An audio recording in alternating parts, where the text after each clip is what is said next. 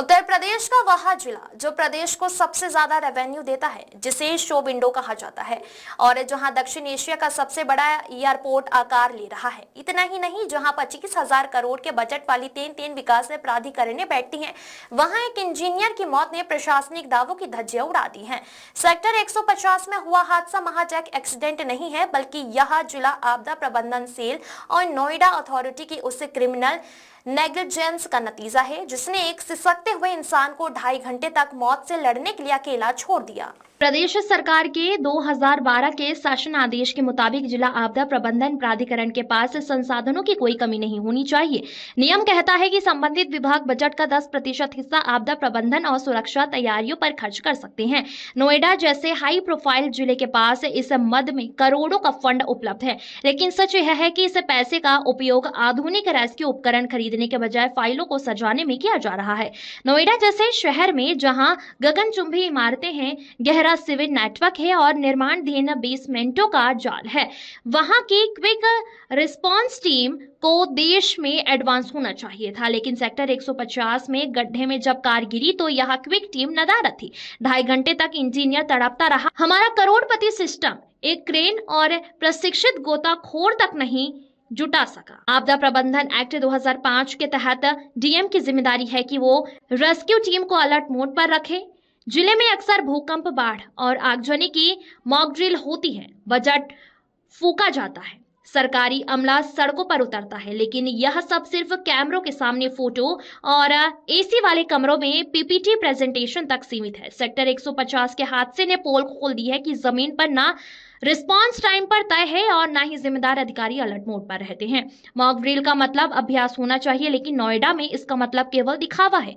हकीकत में आपदा आई तो ना कोई उपकरण तैयार मिला और ना कोई प्रशिक्षित जवान। प्रशासनिक अहंकार का आलम देखिए। सांसद डॉक्टर महेश शर्मा ने 2 सितंबर 2025 को ही नोएडा अथॉरिटी के सीईओ को पत्र लिखकर सेक्टर 150 की बदहाली पर चेतावनी दी थी। पत्र में स्पष्ट था कि वहां जल भराव है, सड़कों पर अंधेरा है और रोड सेफ्टी के इंतजाम शून्य है।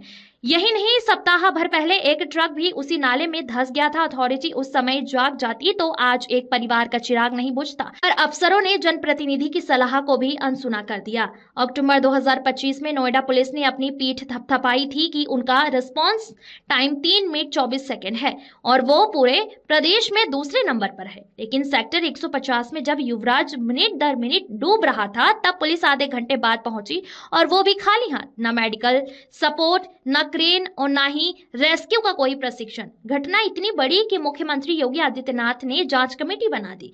विपक्ष हमलावर हो गए, लेकिन नोएडा अथॉरिटी के सीईओ या किसी जीएम स्तर के अधिकारी ने मौके पर जाकर मिट्टी देखना तक मुनासिब नहीं समझा। जूनियर इंजीनियरों के भरोसे छोड़ दिया गया वहां का इलाका जो हजारों करोड़ के निवेश का केंद्र है।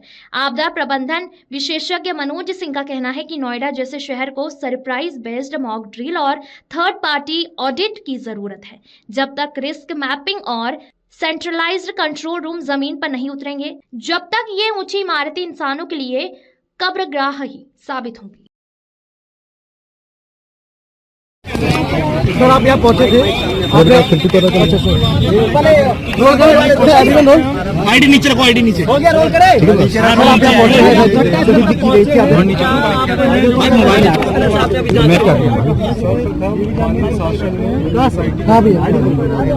उस सोसाइटी में हमारा अलावा मंडलायुक्त भेड़त है, साथ में चीफ इंजीनियर साथ आते।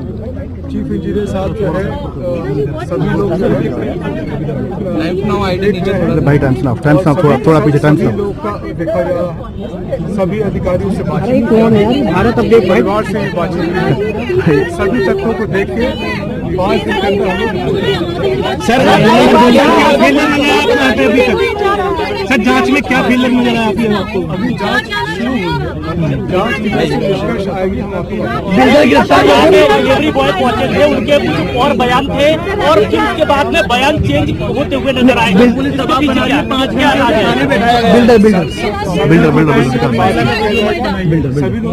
उसके परिवार वाले सुबह। अरे सुनो सर, आप नोएडा प्राधिकरण के लिए क्या कहेंगे? नोएडा प्राधिकरण कहीं ना कहीं अनदेखी है।